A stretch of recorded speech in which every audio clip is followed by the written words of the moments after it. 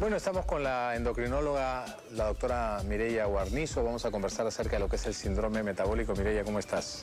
Bien, gracias, Pepe, por la invitación. No, a ti por venir. Cuéntanos, ¿ves muchos síndromes metabólicos en tu consulta? ¿Los ves en jóvenes, en adultos, en niños, de repente? Es la causa más frecuente de consulta en pacientes que prevén y quieren estar sanos, porque lamentablemente, como bien dijiste, no produce síntomas. No, pues, básicamente, el tipo de paciente que va a ver es un paciente que se hace un chequeo y que quiere, a través de un examen laboratorial, que el médico confirme de que está sano y que no hay ningún problema.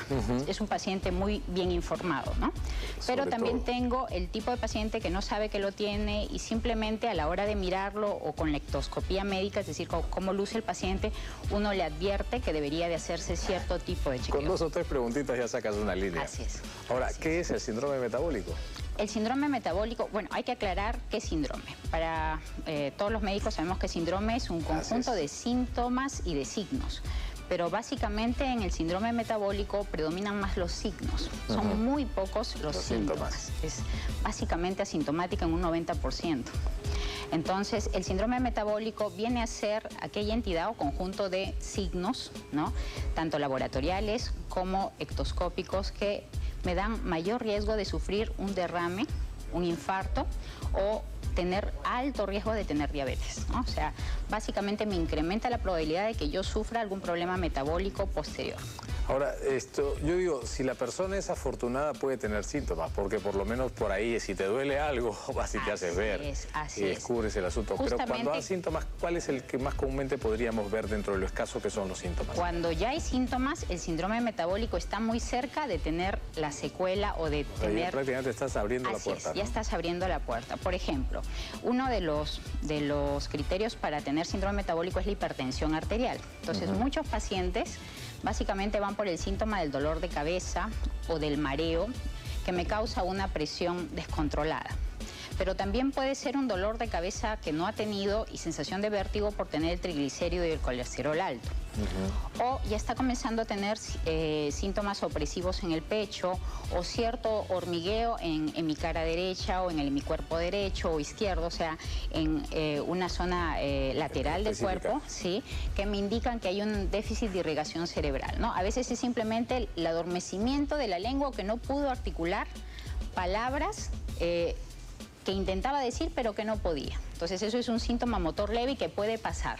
Pero ya eso me debe de estar poniendo en alerta de que algo está pasando a nivel metabólico con la circulación cerebral, ¿no? Pues digo, si tienes suerte vas y te haces ver. Ahora, generalmente vas más por los signos, ¿no? Y como tú bien dijiste, bueno, de pronto te das cuenta de alguna persona que no está informada y que viene por un chequeo porque por último lo mandaron en el trabajo y te das cuenta. Pues, yo creo que la gordura, ¿no? El sobrepeso es probablemente lo... Básicamente, incluso no puedes lucir tan obeso. A veces, hay gente que tiene hígado graso en la ecografía, le encuentran el hígado graso y empiezas a escudriar, no toma licor, no ha tenido hepatitis nunca, ¿qué podría hacer? Así es, y no lucen tan gorditos, pero sí hay un parámetro que es el perímetro de la cintura, o sea, ya está bien establecido cuánto debe de medir como máximo la cintura de una mujer y como máximo la cintura de un varón. Así que es un perímetro que, bueno, ya con la experiencia uno puede... ¿Y esa medida guarda relación con algún otro segmento corporal? Porque de repente tienes alguna persona que su estructura ósea es más amplia o más estrecha, entonces tiene mayor o menor cintura. Justamente hay parámetros menos válidos porque tienen más eficiencia. El hecho de poner este punto de corte a lo largo de estudios de investigación ha demostrado mayor eficacia, pero... Se podría dar una idea general al decir que si una paciente tiene un perímetro de cintura más pequeño que las caderas, tiene menos riesgo, es decir, la forma de pera. Claro. ¿No? Si en cambio la cintura está a la par con sus caderas, ya hay más riesgo. Y si rebasa el perímetro de las caderas, demasiado riesgo. ¿Y en el varón es lo mismo? En el varón... Porque hay varones que tenemos cinturita de huevo. No sabemos ni siquiera dónde está la cinturita. Por eso te digo que a veces las personas que se les note sobrepeso tienen más suerte porque se van al doctor y le dicen, doctor, quiero bajar de peso. No lo hace porque tengan algún síntoma, sino por parámetros netamente estéticos. Básicamente. Pero ahí es donde se da la sorpresa de que ya tiene otros acompañantes en la parte metabólica que hay que corregir, ¿no? Entonces, en chicos, por ejemplo, para nosotros los pediatras, factores de riesgo para el síndrome metabólico tempranamente es que, por ejemplo, después del año el niño tenga sobrepeso.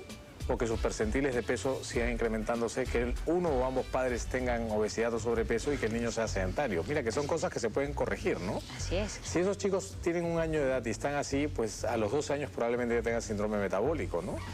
Es muy importante porque si tengo a papá y a mamá con sobrepeso, algo está ocurriendo con la manera de comer en el hogar. Totalmente.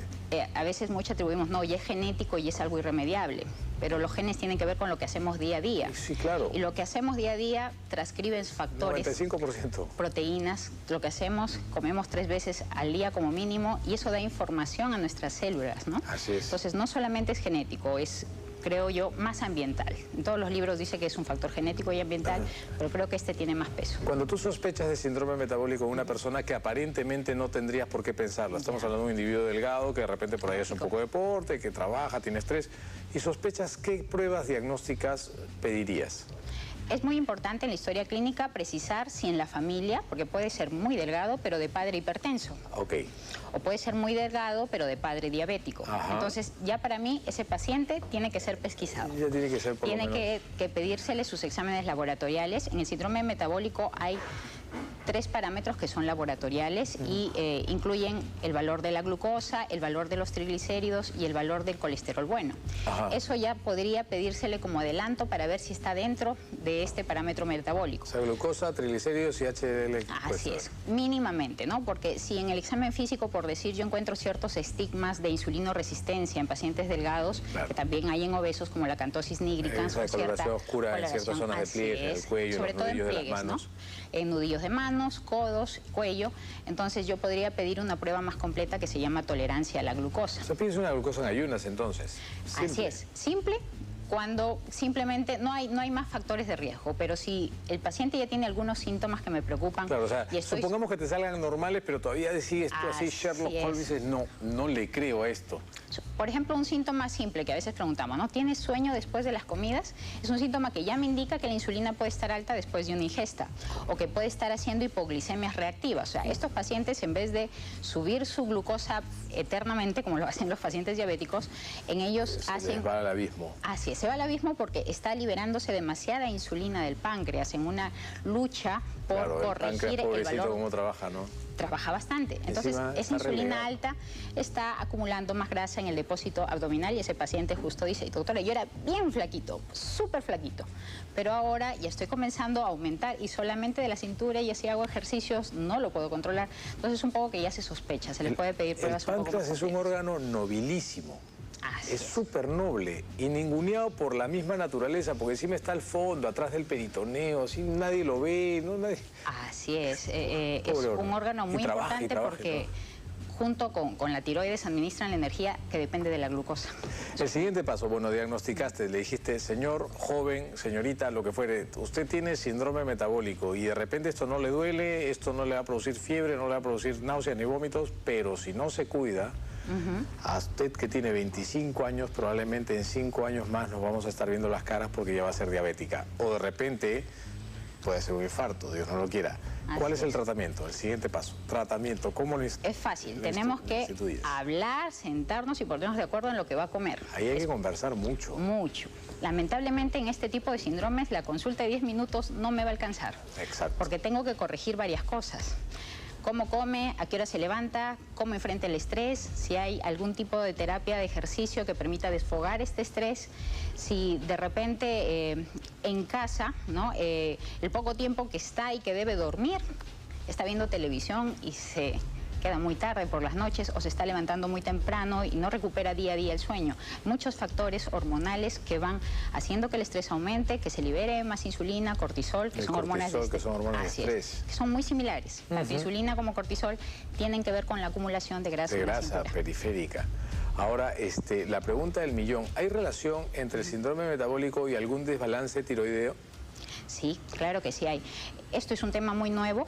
Últimas investigaciones están viendo si había relación, han medido el valor de las hormonas tiroideas y han visto que tienen un sistema tiroideo más bajo, es decir, el valor de hormonas tiroideas libre, la T4 y la T3 libre, están en los percentiles normales, pero más bajos en los pacientes que tienen estos problemas de insulinoresistencia, de colesterol elevado, de triglicéridos elevados, ¿no? Entonces, a la hora que el paciente se somete al tratamiento y se le baja de peso, las hormonas tiroideas suben y alcanzan valores normales, pero en los percentiles medianos y altos. Así que sí hay una relación. Una de las razones por las cuales yo no fui endocrinólogo es porque hay tantas hormonas que se compensan unas cuando otras suben, las otras bajan, que no puedo ni controlar el dinero, puedo controlar las hormonas, ni las mías las controlo a veces. Es verdad, son varios sistemas imbrincados, ¿no? Así es. Ahora, hablemos de las complicaciones de un síndrome metabólico no diagnosticado o simple y llanamente ninguneado por el paciente que no se lo quiso tratar. ¿Hacia dónde terminaríamos? ¿Cuál sería la peor consecuencia del síndrome metabólico? La diabetes, el infarto, yo creo que cualquiera de ellas, porque los diabéticos hacen más infarto que los no diabéticos. Así es. Nombré 3 criterios. Dije glucosa alta, triglicéridos y hablé de colesterol bueno. Pero faltan 2 criterios. La obesidad central, de la cual hemos hablado durante todo el proceso, y la hipertensión arterial. Entonces, ¿qué es lo que pasa con un paciente que no se da cuenta que es hipertenso? Porque la hipertensión, para variar, tampoco produce muchos síntomas, y cuando ya produce síntomas es porque está muy alta. Cuando un paciente tiene una hipertensión mal controlada, tiene solamente por ese componente mucho riesgo de hacer derrames o ictus, ¿no? Lo que se llama parálisis, es más conocido como parálisis facial o corporal, y tiene más riesgo de hacer angor, anginas de pechos, anginas inestables o el infarto cardíaco, ¿no? Esa es la complicación más temida. Es muy rápida y no avisa. Pero a largo plazo, si yo estoy gastando mucho el sistema pancreático en tratar de corregir la glucosa, voy a terminar haciendo diabetes. Y la diabetes tiene sus complicaciones propias de esa entidad, ¿no? También. Y los diabéticos, creo que 3 de 4 diabéticos hacen infartos sin dolor, inclusive. O sea, son los diabéticos que tienen también síndrome metabólico. O sea, que todavía persisten con triglicéridos altos, con colesterol bajo y con una presión mal controlada. Ellos tienen muchísimo más, quintuplican y a veces por 10 el riesgo de hacer infarto. Y qué importante es el ejercicio para ayudar a todo esto, además de la dieta, ¿no? O sea, el estilo de vida tiene que cambiar y el ejercicio juega un rol así preponderante, ¿no? Está aumentando mucho la prevalencia de obesidad en Perú. Junto con la alimentación es como la piedra angular para el éxito del tratamiento. Eso es lo más importante, ¿no? No cuesta, no hay pastillas, sino que podemos hacerlo en el día a día para evitar llegar a esos extremos, ¿no? Bueno, Mireya, yo te estoy muy agradecido como siempre. Gracias, ha sido un gusto conversar contigo el día de hoy.